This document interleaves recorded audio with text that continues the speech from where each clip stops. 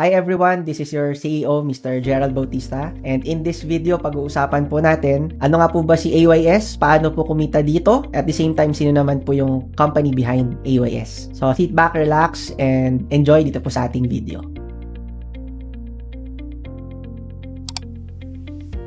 Baka po matanong ninyo, sino nga po ba ang company na nasa likod ng AYS business model? So let me introduce to you our company, Neon Network of Technologies Corporation. And in this video po pag-uusapan natin, sino nga po ba si NNT or si Neon Network? Si Neon Network of Technologies Corporation o mas kilala po bilang NNT ay isang technology company. Ang maganda po sa ating organization, tayo po ay with 13 years of experience sa software developing, integrating, and marketing ng ating mga produkto. Ang maganda po sa 13 years na to, expert tayo sa end-to-end capabilities, na masasabi po natin na tayo po ay iilan lang sa dami-dami ng mga development company dito sa Pilipinas na kayang gumawa nito. Ang maganda dito po sa NNT, these are the technologies that we are using. Ito pong mga technologies na to na nasa harap po ng inyong mga screens ay capable po tayo. Ito rin po yung same technologies na ginagamit ng mga pinakamalalaking technology companies sa buong mundo. Kaya makakaasa po kayo na kaya po nating sumabay global standard at the same time pagdating po sa expectations din ng ating mga customers. Ang mga technologies na ginagamit po natin sa languages, frameworks, database, client-side, server-side, API integration, e-commerce, blogs and forums, mobile, monitoring, and analytic tools are all on the latest technologies available. The solutions on which industries ay nagkaroon na rin po tayo ng experience mula po sa enterprise solutions, SaaS productions, e-commerce websites, minimum viable product for startups, at AI and machine learning, tayo po ay capable dito. Some of the projects na napagdaanan po natin recently, nakagawa po tayo ng waste management system, enterprise resource planning system for big companies. Nakagawa na rin po tayo ng MVPs for startups, e-commerce for celebrities, and e-commerce din po for influencers. Dagdag ko rin po itong ating mga previous projects abroad. Nakagawa na rin po tayo ng social network app for a small community ng mga graduate students. Nakagawa na rin po tayo ng messaging app. Even music app, nakagawa na rin po tayo. Tayo din po ay naging back-end developer ng isang Instagram competitor before.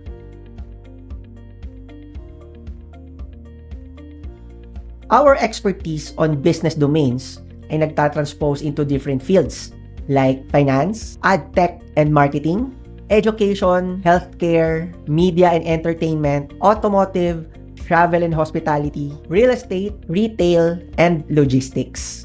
With these capabilities, we can assure you na kami po ang right partner po ninyo dito sa technology business na ito. Saan naman po ang opisina ng Neon Network of Technologies Corporation? Tayo po ay located sa 12 Xavierville, Barangay Loyola Heights, Quezon City. Ang ating opisina po ay company-owned. So sinigurado po natin na hindi lang po tayo right partner pagdating sa technology. Ganun din po pagdating rin sa business experience and at the same time po sa pamumuhunan sa teknolohiyang ito ay sinigurado din po natin na ready tayo. Ang maganda, ang Neon Network of Technologies Corporation po ay isang legal at legitimate na company. So these are our business permits and legalities.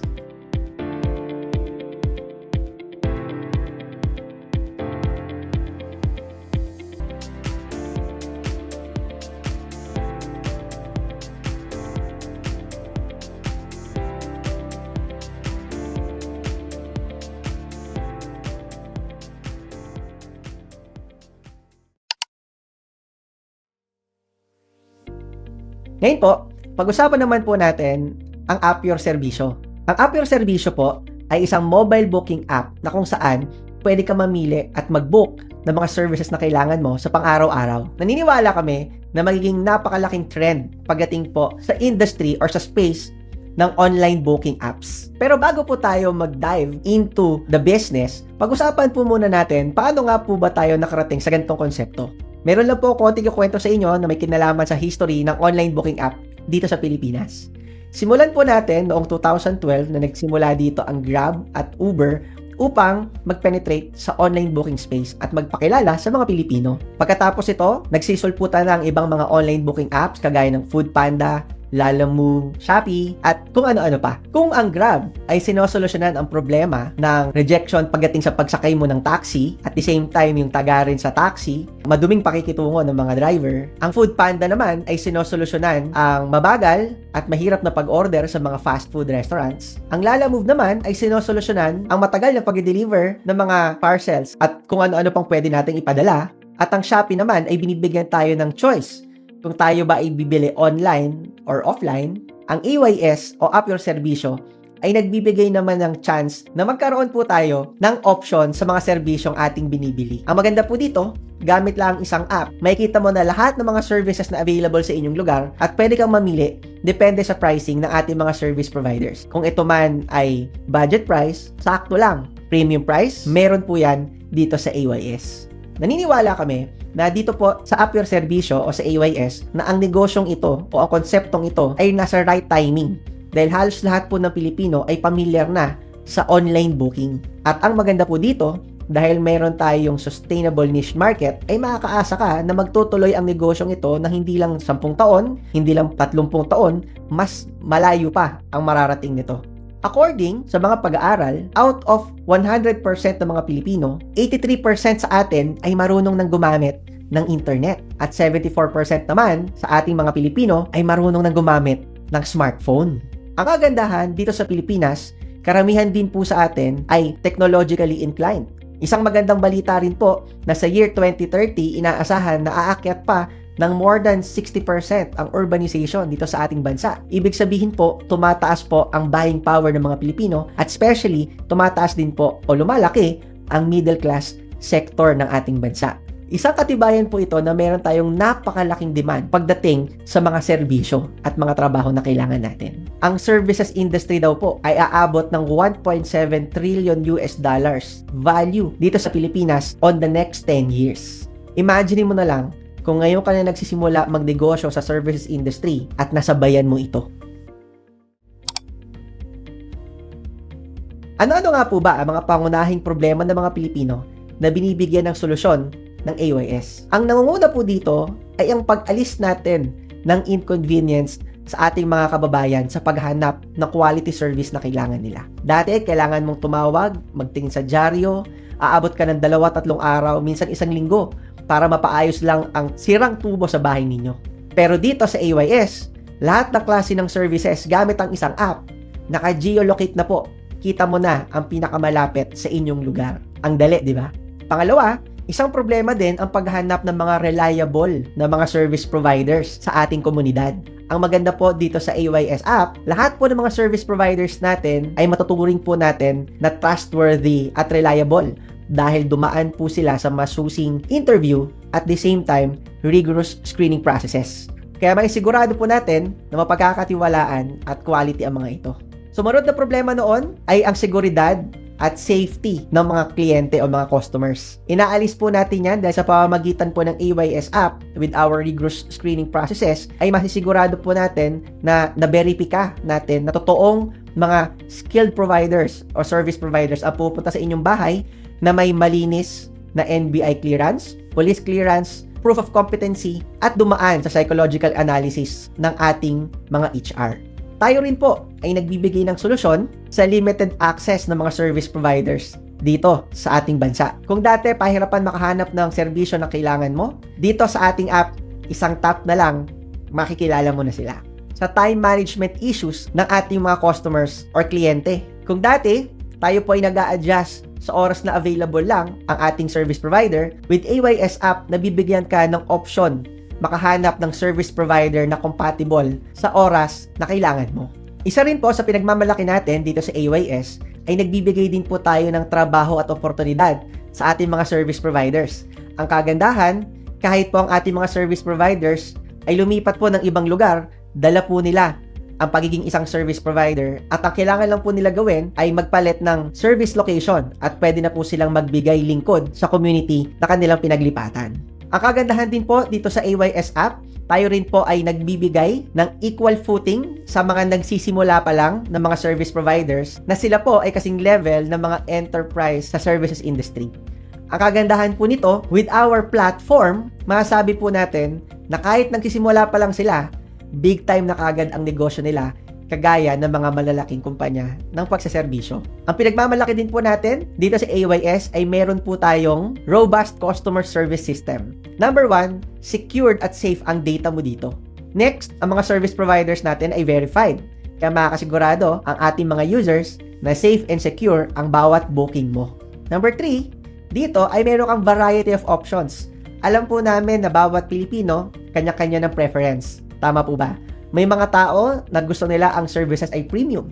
May mga tao naman na ang gusto, sakto lang. May mga tao naman na budget meal lang ngayon. Alin ka man sa tatlong yan, pwedeng-pwede kang makapamili ng service provider na compatible sa'yo at serbisyo na binibigay niya sa pamamagitan ng AYS app. Pang-apat, sinisigurado po natin na merong quality service at proof of competency ang ating service providers. Kaya makakasigurado po tayo sa bawat service provider na binubook po ninyo. At ang kagandahan din po dito, tayo po ay merong partnership sa TESDA. At panghuli, ang ating app po ay user-friendly. Ang dali pong gamitin at ang dali lang mag-book dito sa AYS app. So ngayon, paano nga po ba kikita dito sa AYS at paano nga po ba maging isang neopreneur? So ladies and gentlemen, let me introduce you to the neopreneurship concept. Ang neopreneur ay ang aming katuwang sa isang local area na kung saan tinutulungan niya kami makahanap ng mga quality service providers dito at kapalit nito ay meron siyang kinikita na lifetime every booking na magkakaroon ang kanyang service providers. Ang kagandahan po nito, ang konseptong ito ay amin pong pinapa-franchise under our AYS business model. These are the roles and profits ng mga service providers, neopreneurs, at ng company. Bago magkaroon ng isang quality service booking ang isang customer, magsisimula muna yan sa isang neopreneur. Si neopreneur na ating kapartner na negosyante sa isang area, ang tawag po sa kanya ay SPN Lister or Service Provider Enlister.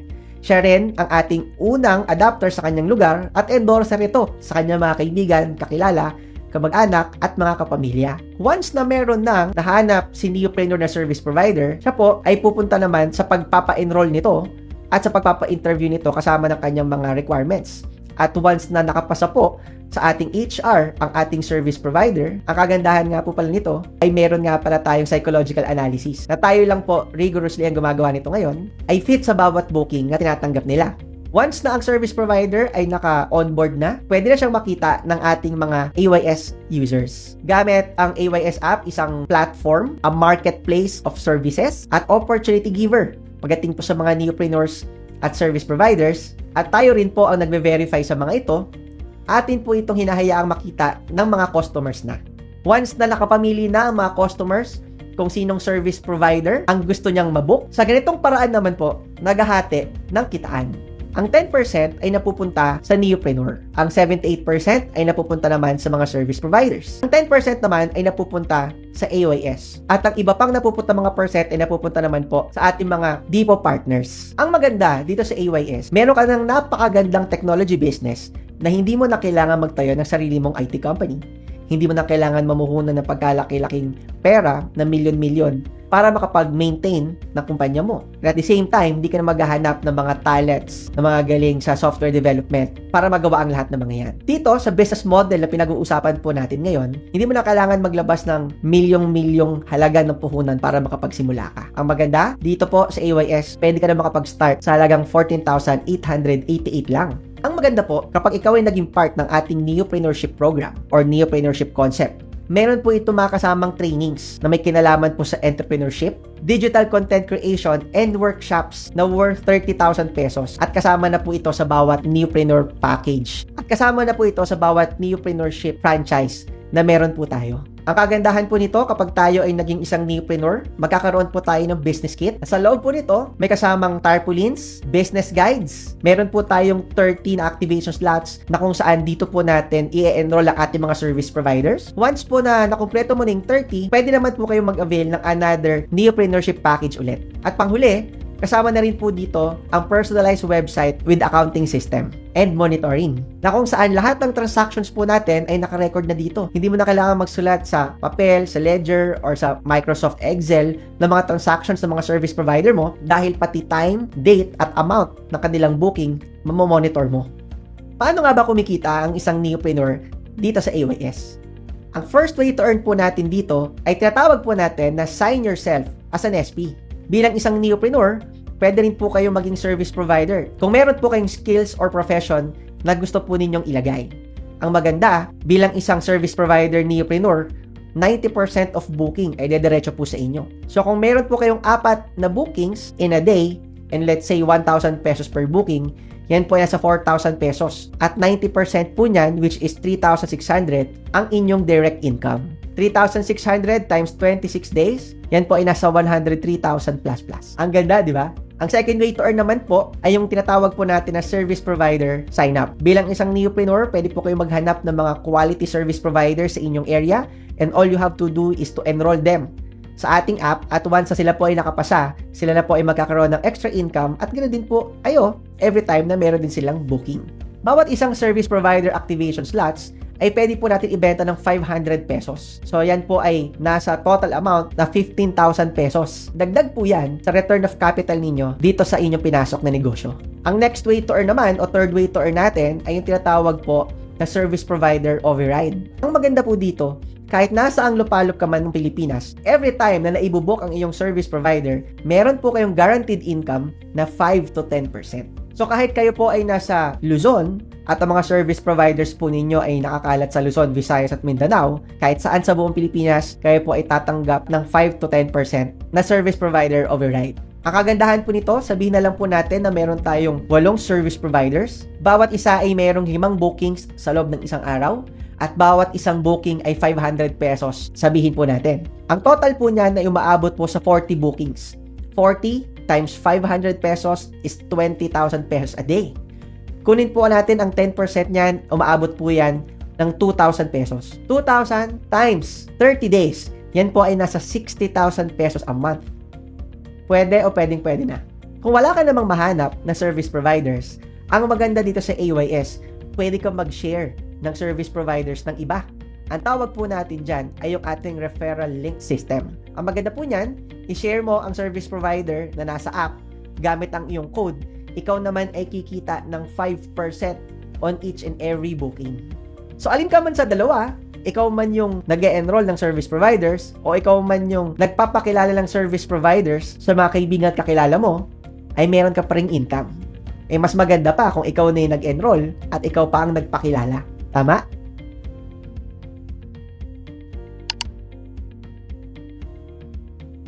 Ang maganda, dito po sa AYS, kami po ay naniniwala sa pagbibuild ng community. Ito po ay base na rin sa mga pag-aaral sa US at pag-aaral sa Europe na ang mga brands na mayroong community ay isang basehan ng longevity ng business mo. Kaya ang maganda po dito, naniniwala kami na sa pag-empower ng community ng ating mga neopreneurs ay paglaki rin ng app your serbisyo. Ang maganda dito, ang bawat neopreneur na nagpapakilala ng mga kaki niya sa AYS ay nakakatanggap ng referral bonus na 1,000 pesos. Ito po ay pagtanaw ng apresasyon sa pagpapalawig at pagpapalaki ng AYS hindi lang dito sa ating lugar, kundi kahit saang lugar pa sa Pilipinas. Bago ka mawirduhan sa referral-based business model na ito, ay ginagawa na rin ito ng TikTok, ng YouTube, ng Lalamove, at ng iba't iba pang mga negosyo. Ang tawag po natin dito ay word of mouth advertising strategy, na kung saan, ibig na magbabayad pa tayo ng milyon-milyon sa mga artista, eh ipamahagi na lang po natin ito sa ating community na magkukwento ng napakagandang konsepto ng app your serbisyo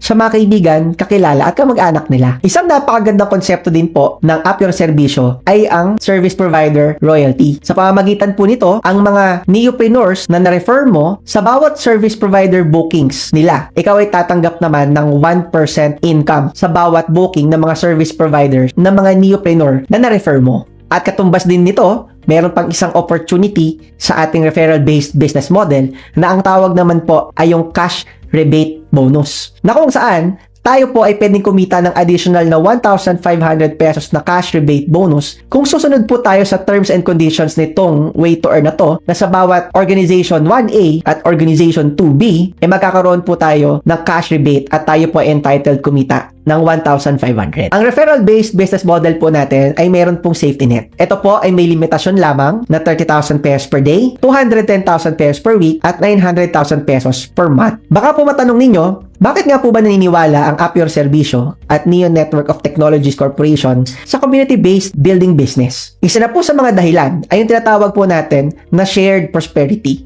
Ang kagandahan po dito, naniniwala kami na ang Appure Serbisyo po ay isang magiging malaking local at global brand pagdating ng panahon. Imbis po na ang naikinabang lang po ay iilan, gusto po namin na i-share ang profits natin sa ating community. Kaya po tayo naglagay ng mga ganitong referral-based business models para po ma-enjoy at maging kapakipakinabang sa pamilya ng ating mga neopreneurs. Sumunod, naniniwala din po kami sa community building focus. Sabay-sabay po tayong merong adhikain, meron po tayong mission na kung saan sabay-sabay din po tayong kikita at may kinabang dito.